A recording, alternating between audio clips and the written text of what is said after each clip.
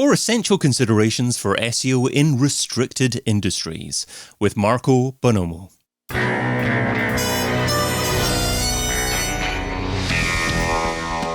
In Search SEO podcast is brought to you by Rank Ranger, the all-in-one SEO platform that helps scale your business through data and analytics. Hey, it's David. Do you work in an industry that's heavily restricted in terms of what you're able to do from an SEO perspective? That's precisely the challenge that my guest today faces. He's a contributor for Search Engine Land and Search Engine Watch, has spoken at Brighton SEO and SMXL Italy, and is currently Global SEO Lead at Philip Morris International. A warm welcome to the In Search SEO podcast, Marco Bonomo. Hi David, thanks for having me. Hey Marco, great to have you on.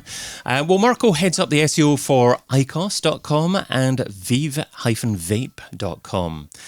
So Marco, why make it difficult for yourself and work in an industry that restricts what you can do from an SEO perspective? Well, I would say it's a big challenge because I always had a career, always work on like pretty much e-commerce websites where pretty much you're kind of selling the product of somebody else.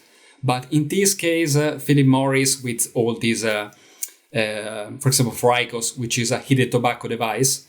The point is that we are also the manufacturer, so we got full control of the quality of the products, the distribution, how the product is going to look like, the kind of flavors, this kind of. So it's the kind of fact that we are in charge of what we're selling and how we're selling it. It makes worth the journey in working in such an industry like the tobacco industry in SEO as well. Okay, the fact that it's more challenging once you actually see the final result makes it more rewarding. Definitely, yeah, that's my point. So today you're sharing your 4 essential considerations for SEO in restricted industries. So starting off with number 1, images. Yeah, so from my point of view, we need to split. We need to make a distinction between the product images, which is something you can see, the kind of product with a white background you can find, for example, in Amazon. And the kind of the lifestyle image, which is something you can, where you basically have the products and a person using the products, or like, posing with the products. Depending on the legal setting of the particular country where you're selling the products, some like one category or the other category could be legal. So you need to be careful. There is always a really good collaboration from the SEO team who run the websites and the legal team, because this is a really quite delicate point for the SEO for restricted industries. So just in case, if the particular market doesn't allow you to display product images or lifestyle images, it's a good idea to no index the images. So my recommendation is to add the no index tag on the HTTP header of that image. That will save definitely lots of headaches. In my opinion, what's really surprised me is that some countries, for example, Denmark, they don't even allow you to legally display the image of the products. So for IQOS in Denmark, we had to display like this is for more information, contact us, because you cannot even show even a blurred image of the products. So it really depends on the setting of the legal setting of the particular country. And in countries that do allow you to display images, does that mean that there's an opportunity to drive traffic from Google image search? Well, for example, for IQOS, it's a lot of branded traffic. So definitely it is helping out, because people, they tend to identify with the products with a specific, brand image. So it's definitely really, really helping. So adding also structured data, everything that could help, have Google and other search engines to display the best of the images you have. And your number 2 consideration is videos. So similarly to the images, videos, they play also an important part. For example, for IQOS, we got quite a strong, quite a good lineup for videos about tutorials, about how to clean IQOS, what if it doesn't work, if there is a blinking light and something like that. So if you create this kind of material, for example, you got a YouTube channel, we got several YouTube channels for different markets, we tend to we tag all the contents as for an adult audience.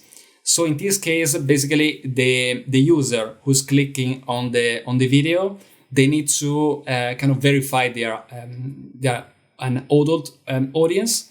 So there is a kind of age verification. So YouTube is quite safe. It's definitely a safe place for displaying all these kind of videos. Where at the same time, if you got these kind of videos, but straight on the website, there is something you can do. Obviously, there is an age gate before accessing the video itself. So before accessing the website. In this case, there is the risk, let's say that Google is picking the video and displaying a preview on the search results. So in this case, the kind of work we've done for ICOS is to place a line of code for each page of basically site-wide, which is called the max video preview, which basically if you set to 0 this tag, you ask Google bots not to display any preview. So you got a static image. So even if a minor is seeing the particular video on the search results page, they cannot see the content of the video. They can just see basically the thumbnail. You mentioned YouTube there. Can YouTube act as a way to discover your videos for people that actually aren't aware of the brand? Yes and no. Really depends of the policy of the company. For example, PMI has got quite a strict policy. So unless I think the audience is more like 75% made by adults people. We don't display any like branding or anything like that. This one is a different story because it's more a tutorial. So it's really up to the company, definitely. Okay, understood. And legally speaking, I mean, I had a look at your website this morning, and you were saying that you had to tick to be over 18, but also the fact that you were an active nicotine user at the moment. Is that something that every country has to do, or is that a law that's just applicable to the UK, where I happen to be in? Well, we like to display the fact that heated tobacco is a kind of way to definitely help people quit smoking. So if you're a smoker and you quit, better, that will be the best choice. But definitely, if you can't switch totally off, heated tobacco is a good alternative. Is considered also by the FDA, can be marketed as an alternative to smoking. So it is a good thing that nowadays you got plenty of alternatives. And as part of that age that gate that I mentioned, an age gate consideration number 3 is part of that as well. So how does that work in terms of how search engines view it? Can they view the content behind that gate quite easily? I would say this is a really good, it is an excellent point, because first of all, from my point of view, we need to make sure that probably the main takeaway is this. Everything that the user sees and everything that the Google bots, search engine bot sees has to be the same. So we need at any cost avoid any kind of cloaking. So display a particular page or image to the display or another one to the user. So the page has to be exactly the same. We want to avoid any sort of cloaking. And also we need to consider one thing. From a Google perspective, they always say for many years that there is no problem when you display an age gate, because obviously you got something like mine, restricted industry, where you need to verify somehow that the user has to be from an adult audience. But this thing also has got a minimal impact on the page speed. So there is also like it has to be there, but has to be as lean as quick as possible. So this is another point that we are always trying to make this age gate as light as quick as possible. So this is another good point. If you work in SEO in this kind of industries, this is another point to consider. Also, another thing, he has to be displayed the age gate when you add all the information. It has to be loaded before you see anything on the page, because it's good for you don't give away anything. and also that as soon as you click, you verify your age, the page is already loaded. So the user does have to wait, twice to see the content. Mm-hmm. Okay, so in the source code of the page that the user's landed on, can you actually see the text of the content that is on the main page? You should be able to, yeah. Should be accessible to both. And obviously, I guess you want to have many pages on your website to be indexed. Is it more challenging to get many pages from your site to be indexed because of the age gate? It shouldn't be. So the age gate obviously has to be deployed site-wide, but indexation shouldn't be affected by this kind of age verification. So is it just a normal website from the perspective of trying to get as many pages as possible indexed? Yeah, definitely. Obviously, we're investing a lot in content, tutorials, and also like product pages, this kind of stuff. So obviously, we aim to maximize indexation and crawlability for the website. And at the moment, obviously, you're asking people to indicate that they're a certain age. Is there anything that's likely to come down the line in the future that will actually do a job of automatically trying to verify if someone is the age that they say they are? Well, some markets, they make things a bit more difficult. So it really depends on the legal setting of the market. For example, I think Canada, you need to add your ID. Mm-hmm. So you need basically to be a registered user, they need to verify. It's a kind of next level of verification. It might be that in the future, more countries, this kind of restricted scope could be expanded to other countries. It's really up to the legal setting of the markets. Understood. Okay. And your consideration number 4 is geofencing. Yeah, it is another good. It is a kind of tricky point because, for example, ICOs or main products is available in dozens of markets. So there is always a bit tricky because what is legal in one market maybe is not next door in another market. Mm-hmm. You got plenty of countries that are confining each other. For example, you got especially in Europe. In Europe, you got awful lots of different countries. And what is, for example, think about Switzerland, small countries, but where you display 4 different languages because you got Italian, French, you got English, you got German. So it's very easy to, for example, for Google Italy, for ICOS Italy, since it's a bigger website, to have pages indexed on Google Switzerland. So to avoid any kind of these sort of issues, we implemented a thing called geofencing, where basically if you're not physically, if you don't have an IP address in that countries, you're being redirected to the country where you're living in. Okay. This is the setting.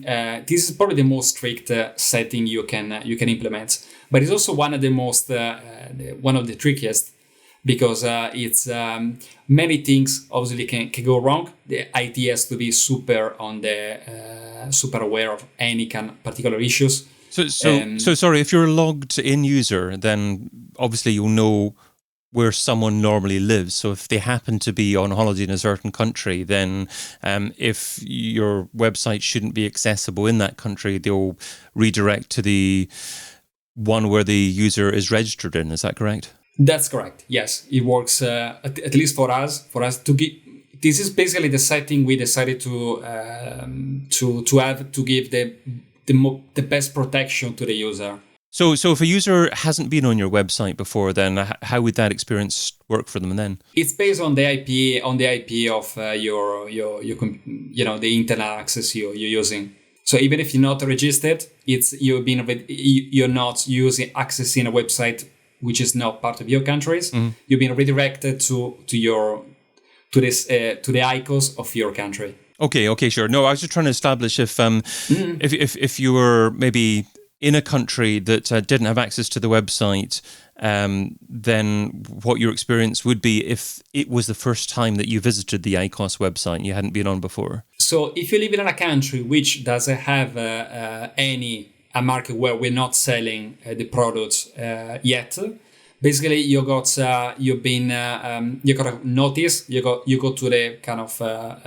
global landing page where we display, sorry, your product is not available in your country, and we are sorry for the convenience. Wow, I mean, I've worked for big international websites before that had the same challenges that you indicated with certainly French, for example. You've got French in Switzerland and France and other countries as well, and had the wrong version of the website in French displaying in France itself. But I didn't go as far to actually also face that challenge for a website that also had some kind of age gate on it as well. So an extra challenge that you face, well, many extra challenges that you face as well. Definitely. And if I can add, there is also like a different version of geofencing, which is probably is much simpler version, which is called like a geo, like blocking, simply blocking the IPs of foreign IPs. So, for example, let me give you an example more related to tobacco. There is a product called Snus, which it's extremely popular in Sweden. So it's basically a kind of tobacco you need to you just keep in your mouth. Since 1992, the EU banned this kind of product. So it's not possible if you live in the EU to buy this kind of product. But Sweden joined the EU in 1995. When they joined, they basically been granted an exclusion because was part of their what they asked for to join in the EU.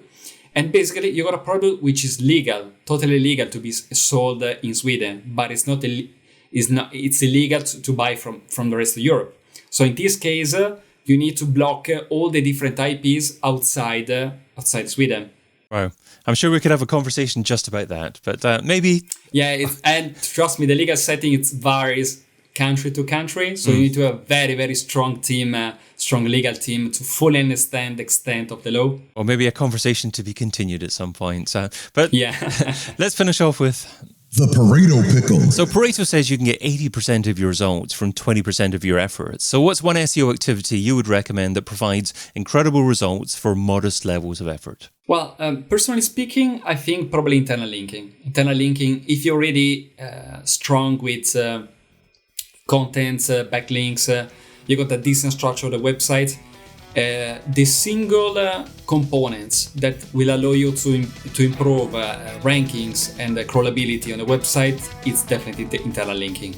Great thoughts. Well, I've been your host, David Bain. You can find Marco at Marco Bonomo SEO on Twitter. Marco, thanks for being on the In Search SEO podcast. Thank you for having me. And thank you for listening. Check out all the previous episodes and sign up for a free trial of the Rank Ranger platform over at rankranger.com.